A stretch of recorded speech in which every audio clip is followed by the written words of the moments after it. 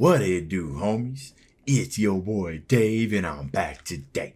We out here with something different for my Beatbox subscribers. This time we're gonna check out Beatbox Brilliance by Thum. Now I have heard Thum battle. I'm pretty sure I have. You guys know how bad I am with names, but we about to check out a TED Talk, okay? And I think he's about to give us a little lowdown of some beatbox. So let's shut up and learn.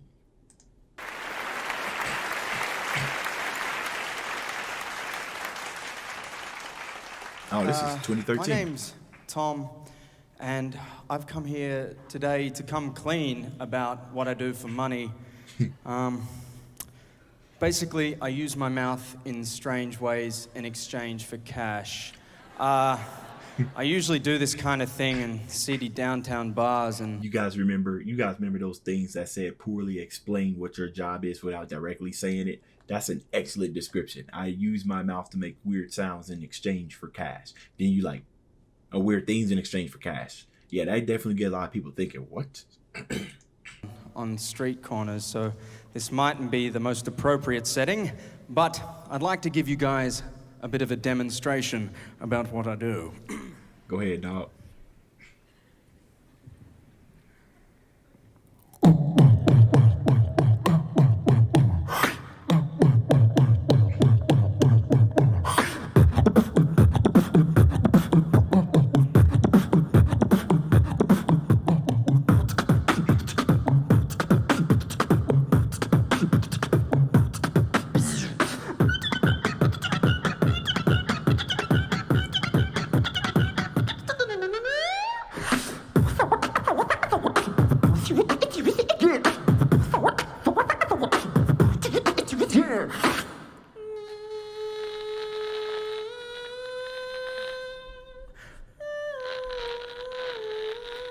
No way.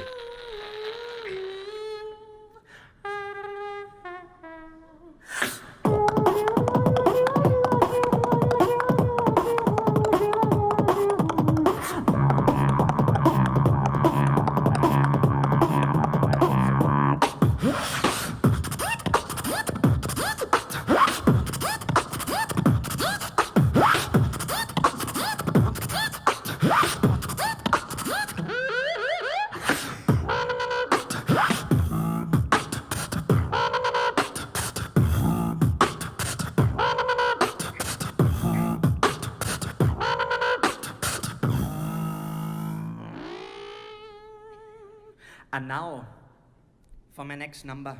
Okay, hold on. Before he jumps into that, bro, imagine this. I don't know how many beatboxers been on a TED Talk show, but you got to remember that to a lot of these people that probably attended this, I would think some of them are already familiar with the beatbox scene, right? Or you just simply curious. So in this instance, if he was the first person to get up there on TED Talk and talk about beatbox, just imagine the amount of pressure that he must feel, right? You got to go up there and pretty much represent the beatbox community to these people who ain't never seen it. Even to the people who's even watching this for the first time, you just now hopping on my video and you ain't even subscribed for beatbox videos, but you're going to sit here and watch this.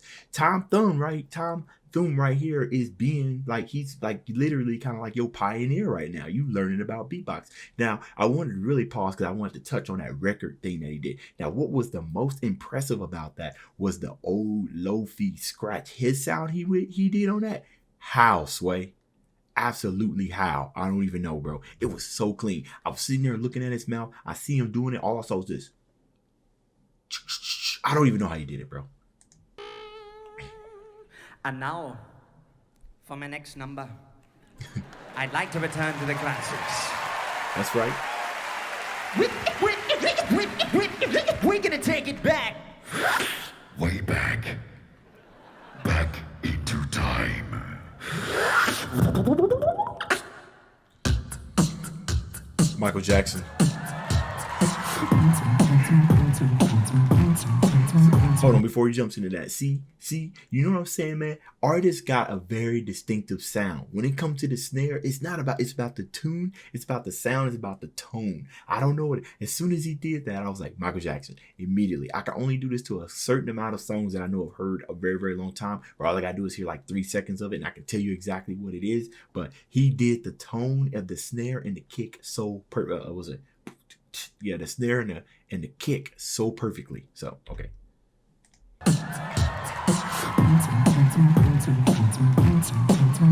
Please don't clap.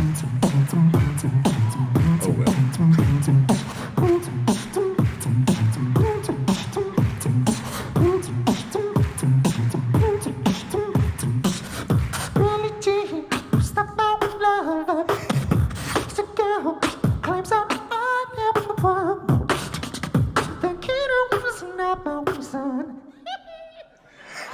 All right. See, I didn't want them to clap because I know the beatbox community on battles, they know how to keep tempo because most of them in there are beatboxers. But again, assuming that most of these people are either interested in or have no idea what beatboxing, sometimes clapping just throw the entire mood off and it just annoys me. I don't know why. I know they want to feel involved, but they did a pretty good job though. So, thank you very much, TEDx. If you guys haven't figured it out already, my name's Thum, and I'm a beatboxer, which means all the sounds that you just heard were made entirely using just my voice, and the only thing was my voice. And I can assure you, there are absolutely no effects on this microphone whatsoever. And I'm very, very stoked. For all the naysayers. You guys are just applauding for everything. It's great. Look at this, Mum. I made it. I'm very, very stoked to be here today, you know, like representing my kinfolk and all those that haven't managed to make a career out of an innate ability for inhuman noise making. Because, you know, it is a bit of a niche market and there's not much work going on, especially where I'm from. You know, I'm from Brisbane, which is a great city to live in. You! All right, most of Brisbane's here. That's good. No, you know, I'm from Brizzy.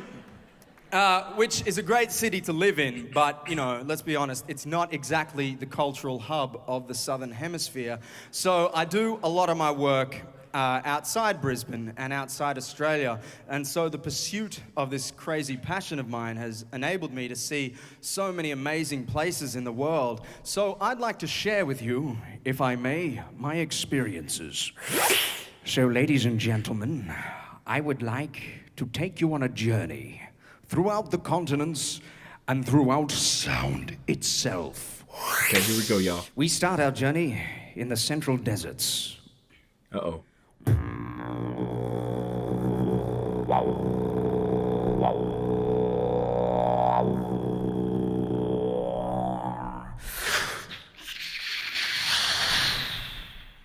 India.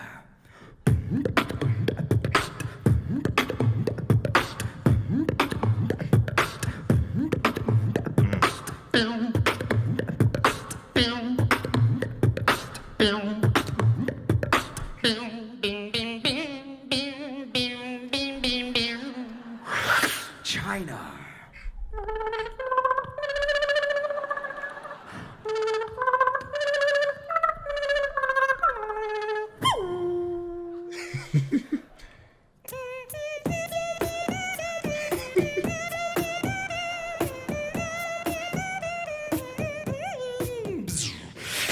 Germany.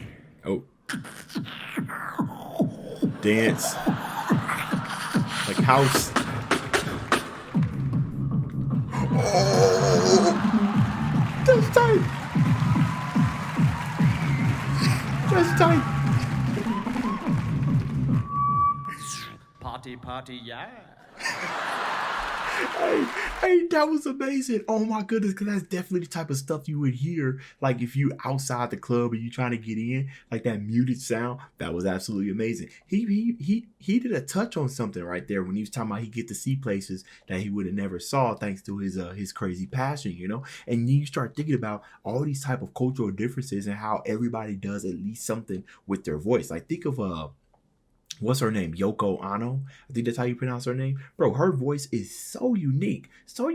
And you definitely need to listen to a couple of her songs like multiple times in order to kind of understand what's going on. Because at the first listen, you over here like, what am I listening to? But Tom right here, he take those things as a learning experience, right? Because all the cultures are different, you know what I'm saying? And he's learned how to put that in there, and he's able to mimic these sounds. So he's practiced them a lot of times. But then you start wondering, now you got this wide two arsenal of things you could just grab from to push together, mash together, and create your own new sound. It's super important to always be hungry and on the lookout for new sounds. I didn't really think of this when I was watching the beatbox battles about how much, I know sound influenced beatboxers, but how much other cultural sounds play into a part of beatboxers making their routines. And I know it extends even to loop station. This is a new thought to me. I don't know why, but it's just a new thought. That's amazing. Now I got something else to look out for when I look at these beatbox battles.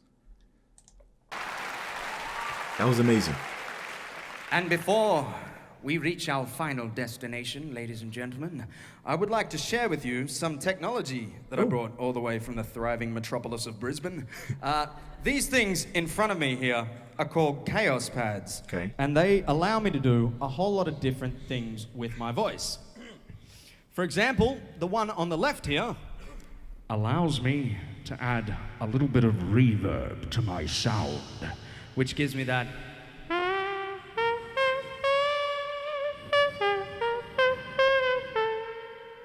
flavor. And the other ones here, I can use them in unison to mimic the effect of a drum machine or something like that. I can sample in my own sounds, and I can play it back just by hitting the pads here.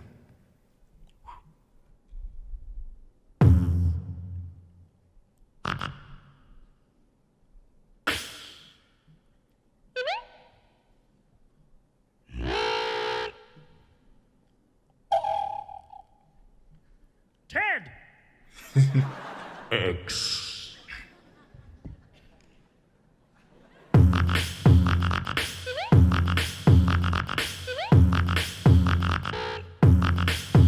X.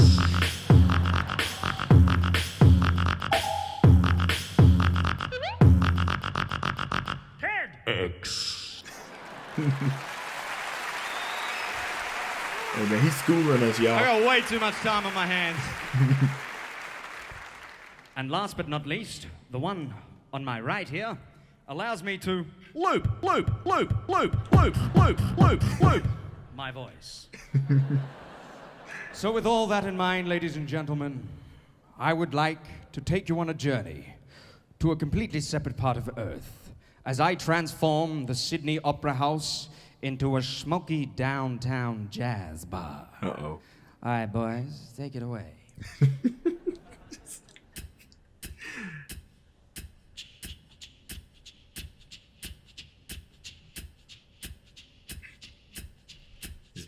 Ladies and gentlemen, I'd like to introduce to you a very special friend of mine, one of the greatest double bassists I know, Mr. Smokey Jefferson. Let's take it for a walk. Come on, baby. Hey.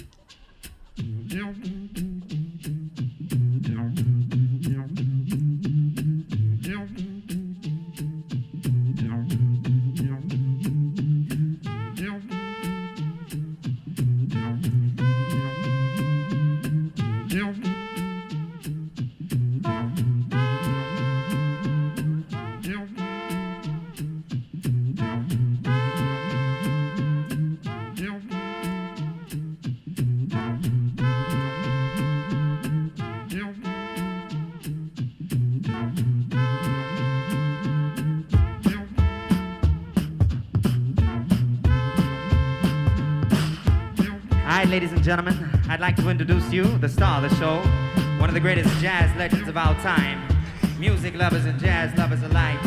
Please give a warm hand of applause for the one and only Mr. Peeping Tom. Take it away.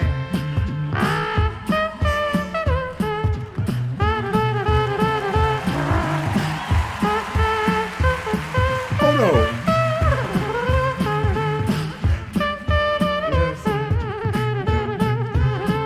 No, he didn't.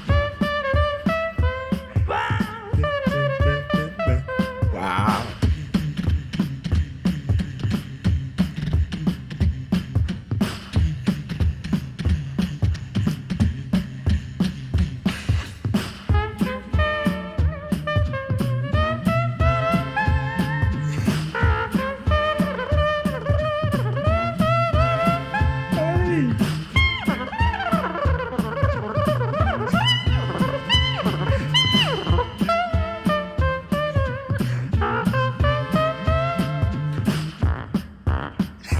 Trombone.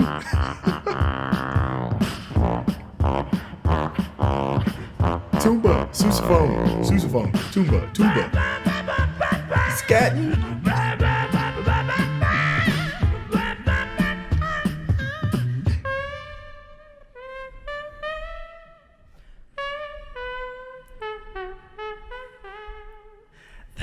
Thank you very much.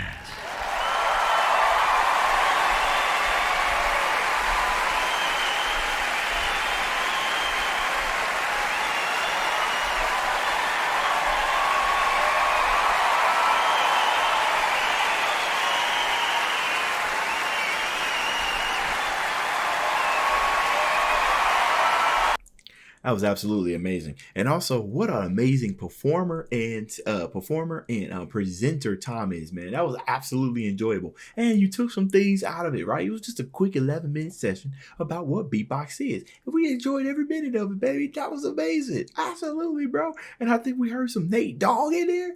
What was it? I like the way you work and no diggity. That's what it was. I got wait a minute, that ain't Nate Dogg, is it? No, wow.